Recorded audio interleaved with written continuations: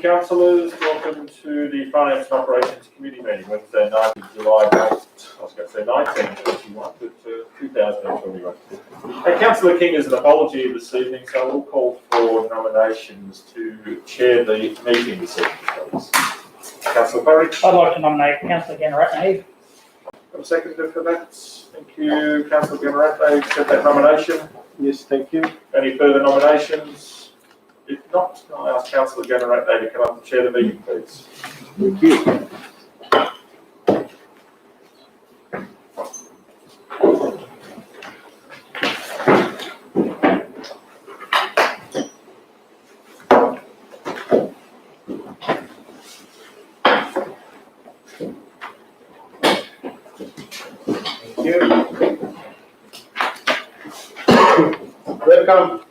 Welcome everyone to the Finance and Operations Committee meeting, Wednesday, 9th June 2021. We would like to acknowledge the traditional owners of the land on which we meet today. I would like to pay my respect to elders past, present and future. Apologies. Councillor King. I'll move that. Councillor Davis. Councillor Hand. Seconded. All those in favour? Thank you. Confirmation of the minutes of the previous meetings. The recommendation is that the minutes of the Finance and Operations Committee held on 5th of May 2021, 12th of May 2021, and 2nd of June 2021 to be confirmed as true and accurate records of the meetings. Councillor Davies and Councillor Firth. All those in favour? Thank you. Governance matters. This committee meeting is conducted in accordance with the Local Government Act 2020 and the Bella Royal City Council Governance Rules 2020. In accordance with the Governance Rules 2020, Clause 6.4, meetings of Council will be audio recorded and made available for public access. Behavior at the meetings. Councillors are reminded of their behavior at the meetings. Disclosure of conflict of interest. In accordance with the Local Government Act 2020, a councillor must declare any conflict of interest pursuant to Section 130 of the Act in terms of this agenda. Are there any councillors wish to declare conflict of interest? No? No. Thank you. We're moving on to the agenda business, public submissions on any matter? Yes. No? Thank you. Agenda item 2, 2021 Community Sponsorship Program. Thanks, Mr. Chair. I should present that one. Thank you. Councillors, tonight we have one application to the 2020-21 Community Sponsorship Program. As detailed in the report, U3A Benalla have put in a request for $500. What they want to do is seek funding for the Benalla Play Reading Group. This group of 12 active participants hire one player from Melbourne each month and has been active for 3 years. They'll pay the $500 will pay for that and postage of $46. Happy to take any questions, Mr. Chair. Thank you, Mr. Barber. Are there any questions from councillors? Councillor Davis? Yeah, I'll move that. Councillor If there's no questions. Are there any questions? No? Councillor Davis moves. Do we have a seconder for that? Councillor O'Brien? All those in favour? Does anyone want to speak for it? No? We'll move on to agenda item 3, COVID-19 Financial Hardship Policy Review. Over to you, Kathy. Thank you. During the COVID-19, we've implemented a COVID hardship policy, which has really helped us go through with not assigning any interest on rates. It's been well received in the community, and we've got a number of rate payers who have really undertaken a payment plan and come back to us to explain their hardship, and they've really worked hard at trying to keep their rates under control because it's not something that's going to go away. The interest rate was 10%, which is pretty high, and the current rates that we're not getting 10% from anything. So it's been very gratefully accepted by people who are having hardship that council has taken this line. And at the moment it stands that we are going to extend it to the 30th of June and then review again, which is what this review is undertaken. It's proposed in this review that we just tighten it up a little bit in that people have to actually put in writing or contact us in so that we can keep a recognised record of who is under this policy and assist them to make arrangements to continue paying more that we know what's happening. So you've read the details of the people who have accessed it today, and I think it's reasonable after a year for us to tighten it up in that we have an actual plan with the people. We will, if we extend it for 3 more months, given the current lockdowns that have been happening for the last week and a bit, it will mean that we will lose a little bit more interest, but I think based on how well it's been going, I look forward to your consideration. The recommendation is that we review it now and that we extend till the end of September, that we won't be charging interest, but we will be asking people to fill out details and the attached amended policy is as appendix 1. If anyone has any questions, I'm happy to. Thank you, Kathy. Are there any questions, councillors? Councillor Courage? I have one which is probably a bit pedantic, but in the last paragraph in the draft, the second sentence, in times of crises, which is the plural of crisis, have we got one crisis or are we dealing with many crises? We'll Google that. Thank you.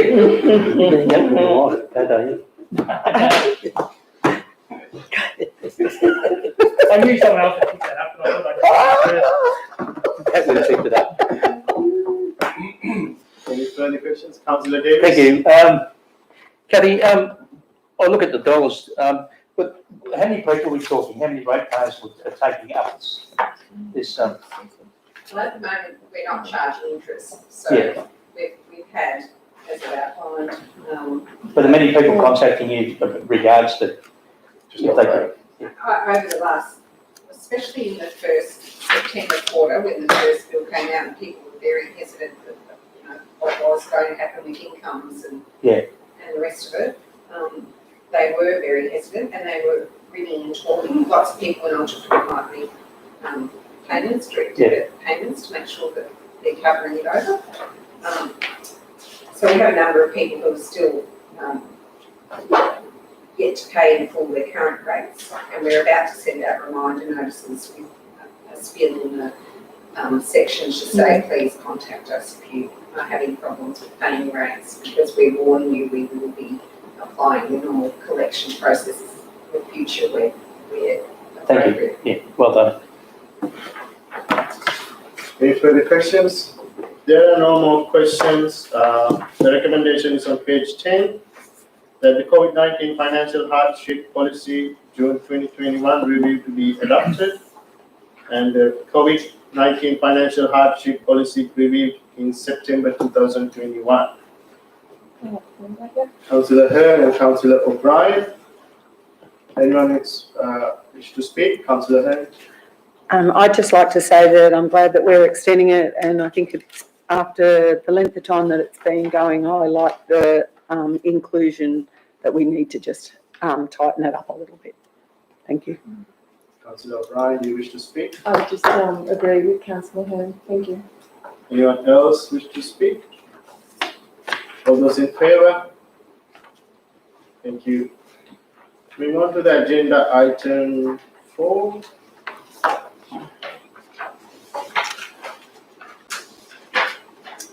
The debt management policy review. Over to you again, Kathy. Thank you. All of our policies are reviewed on an annual and biannual basis as appropriate. This one is normally reviewed every 2 years. This policy is quite detailed. It's a good reference point. It's very useful for officers when they've got requests for people to use facilities and have amounts waived or requests for reductions on fees and charges, like it takes away the questions. It's a really good policy. It also puts the responsibility back to the area that is providing the service so that they have a relationship with the debtors that we're dealing with. And it's not just a finance sending off to debt collection, 10 days after the debt's gone out of over time. It is a relationship we are having with ratepayers. It is interesting that the Ombudsman recently did a review into the treatment of the collection of fees and charges and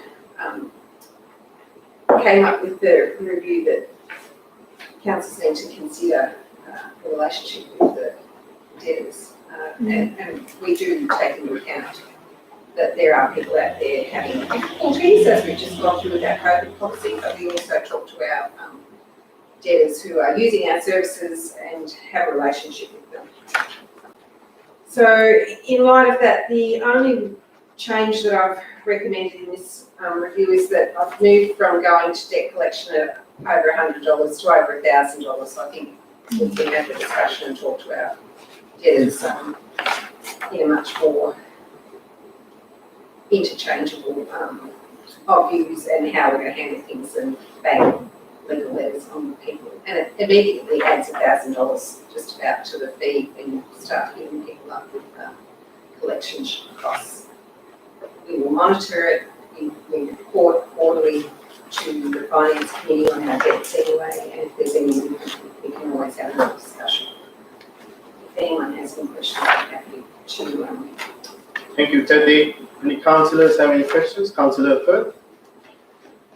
Yeah, Kathy, thanks for the report. The policy, I think, is a very good, well-written document. The question is, under 2.2, sale of land to recover unpaid rates, is it mandatory that we put in that clause where there is, the council will not exercise the power it has under section 181 of the Act, and that is to sell the property to recover debt, unless there is a dwelling constructed on the land which is currently being used as a principal place of residence by the ratepayer? Is that mandatory, or is that part of our policy that we've chosen to put in? I think you can sell up anything under the Act, but we normally are pretty selective on what it is. Hopefully we don't get to that stage. But it is part of the policy. I'm really just highlighting actually that I think it's a good thing that people know that they're not going to be chucked out of the house. But we could. Oh, you've got the right under the Act. Yeah. Thank you. Councillor O'Brien? Okay, thanks Kathy for the report. And just following on then from Councillor Firth's statement at the end there, how do we let people know? Do we include this information each time we send out a rates notice so that people are aware of this policy or that this can happen to them? If it's for rates, Mm-hmm. we send out reminder notices and we talk to people. Normally it doesn't get to that point that they're reading the policy. We normally have a relationship. And normally we issue legal action to take up that they should pay their rates so that they're pretty aware of what's going. I started offering rates a long time ago and I've never sold anyone out yet. But there have been a number of people who have made arrangements, and some people will be paying as what they can afford, which may not be their holders' rates, and they will be amassing some charge, but it's normally at the end of discussions with us that they're considering where they're going to go, what they're going to do, and people make arrangements to have negative mortgages and all sorts of interesting things if they're at that point. So we're not at that point with people at the moment. Councillor Davis? Thank you, Kathy. It's a great report. It's a good living document. I gather we've had a debt management policy in place before. Is there much update? Have you updated the old one much into this new? I know this is a draft one, so it's obviously a living document, but is there much that's been transferred from the old one into the new one? Much new stuff?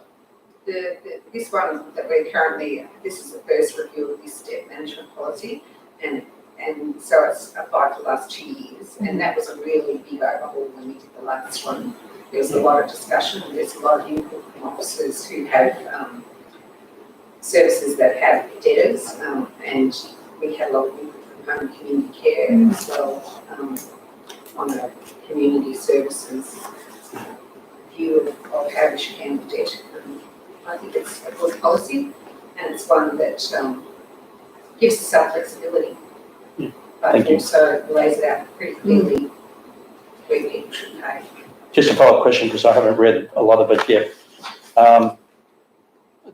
There is room to alter that policy at any time to include amendments to it. And when will it be? When will it be sort of brought up to council again for renewal? So I've got it on for 2 years, but if there's any more outcome from the Ombudsman's review, that was only done in May, and there hasn't been a great deal of get-together across the sector on the outcome of those recommendations, which I think there may be more coming, especially with the COVID environment. We would bring it back if we felt that we needed to take different action, because it is very topical, and it is a difficult situation when people are unable to pay, and they still may need a service. Thanks very much. Are there any further questions, councillors? If there are no further questions, the recommendation is on page 12, that the debt management policy be adopted and that the debt management policy be reviewed in June 2023. Move Councillor Davis and Councillor O'Brien.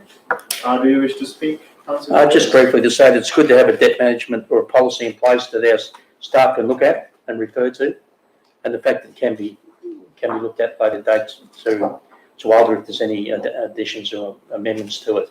But it's certainly a good document that our staff can look at. And it's also, just briefly looking through it, it's got timeframes and timelines to be acted on. Thank you. Thank you. Councillor O'Brien? Yes, I think very good document, a bit tricky too, I would expect to be writing something like that, especially in these times, but I understand that it's necessary, and I really like the idea that we are trying to build relationships with those people that are in our community that are having a bit of a tough time for certain things. So yeah, well done. Thank you. I would like to say a word to Kathy. It's a good policy. I read it, and a comprehensive and well-covered policy. I would like to acknowledge what other councillors said and follow up on that. All those in favour? Here we move on to the agenda item 5, grant management, policy, infrastructure, and event projects review, policy review. Over to you, John. Thank you, Mr. Chair. Councillors, I will take the policy largely as read, but just highlight the policy relates to the council submitting a grant application on behalf of an external organisation and the auspicing and reporting arrangements for the delivery of a successful project by both parties. There are many occasions where grant funding opportunities do come up. A lot of organisations, by the nature of their structures, sometimes it precludes them from being able to submit an application. And if this policy allows them to be able to do that through the council, then it is a good policy. But when we do those types of things, we obviously need a policy that everyone needs to abide by. We've had examples in the past where we've auspiced grants and it hasn't run as smoothly as what it should. And this really just lays the platform that for the community groups, the council will and is willing to assist those organisations where and whenever we can. But there are some strict reporting arrangements that go along with that particular process. So this policy will actually assist council in helping more community groups, hopefully. Happy to take any questions. Any questions, councillors? Councillor Davis? This has been not a bone of contention for a little while, but we haven't really been getting any feedback or information back from what's been happening with this committee, really. And I think it's probably unfair at the moment to ask the question. We haven't got an environmental officer on board yet, have we? Like to take over from Ms Montgomery? Not yet, councillor. So, yeah, I just believe that we pay into this organisation, and I'm fully supportive of it, but the question is that we don't seem to get enough feedback from it. That's the next one. I'm on the wrong one. Mhm. 5.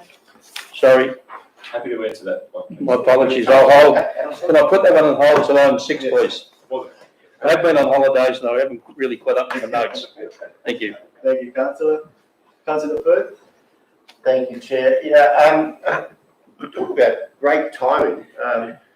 This agenda item was already on when, before we did our part of our community consultation down Bridge Street this morning, and just talking to a random person that I know happens to be heavily involved with one of these organisations that actually brought it up without any prompting.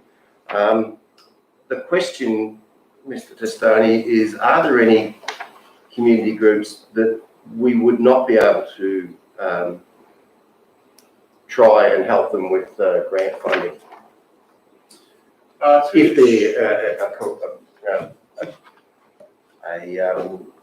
they're a incorporated body, thank you.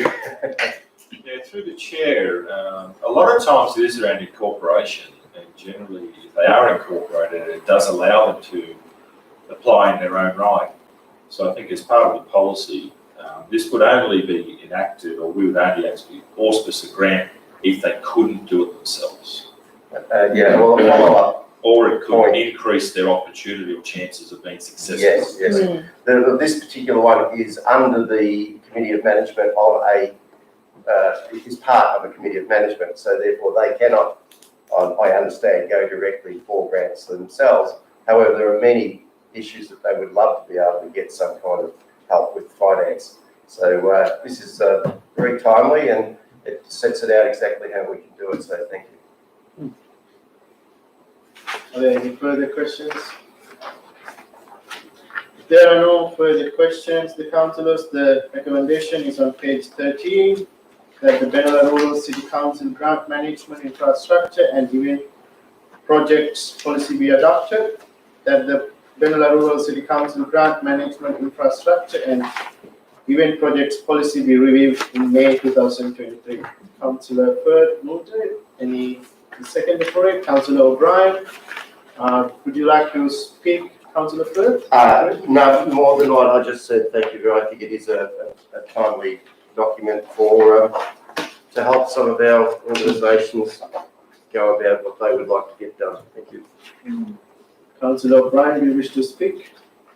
Just to follow on from Councillor Firth there again, but I think it's great that we can actually be doing some education for some of these community groups if they've been having trouble accessing funding and applying for grants in the past, just to give them an opportunity to sort of learn through council officers and then hopefully next time be able to go after it themselves. So I think it's great, and I also like the idea of reporting back to council with the success and what they've actually done with it. That's a good thing. It's just nice to have that communication between all of us. So great, well done. Any other councillors wish to speak? Thank you. Speakers, all those in favour? Thank you, that's carried. And moving on to the agenda item 6, the Golden Murray Climate Alliance. Over to you, Mr. Tester. Thank you, Mr. Chair. I think I know which one of the questions may be. I'm sorry, CEO. It's in all seriousness, it's a valuable alliance. It has been around since 2005. The current MOU does expire the 30th of June, and Murray Shire is actually taking over the auspicing of this particular project. Given the significance of sustainability and climate change, it's an important alliance because a lot of rural councils have limited resources in this particular sector, in a particular field of work. So it does allow smaller councils such as Benalla Rural City Council and and other councils to be able to share thoughts, share resources, and come together and solve a lot of those sustainability problems and issues. And I think we can all admit that in the coming years that that particular field of work will only increase. And the climate debate will continue, but it is about sustainability and what communities can do to become more sustainable as we move through, growth periods in particular. So it is an important alliance, and I would urge the council to support the re-signing of the MOU. Currently, our position for this is currently vacant. I won't look to fulfil that particular role until the new manager of economic development and sustainability is appointed. So I would think that the officer that will take carriage of this particular project won't be appointed until at this stage, probably August or September.